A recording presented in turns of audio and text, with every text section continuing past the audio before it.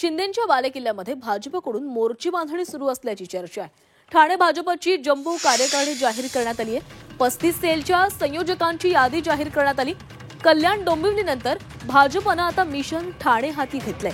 उपमुख्यमंत्री एकनाथ शिंदेंच्या बालेकिल्ल्यात आधीच शिंदे गट विरुद्ध भाजप वाद सुरू असताना भाजपनं आगामी पालिका निवडणुकीआधी जम्बो कार्यकारिणी जाहीर केलेली आहे। प्रदेशाध्यक्ष रवींद्र चव्हाण यांच्या मार्गदर्शनाखाली भाजपचे ठाणे शहर जिल्ह्याचे अध्यक्ष संदीप सुरेश लेले यांनी मोर्चा अध्यक्ष आणि संयोजकांची यादी जाहीर केलेली आहे। ठाणे शहरात 6 मोर्चा गटाचे अध्यक्ष तसंच विविध 35 सेलचे संयोजकांची यादी जाहीर करण्यात आली। कल्याण डोंबिवलीनंतर भाजप प्रदेशाध्यक्ष रवींद्र चव्हाण यांचं ठाण्याकडे लक्ष केंद्रित असल्याचं बोललं जातंय।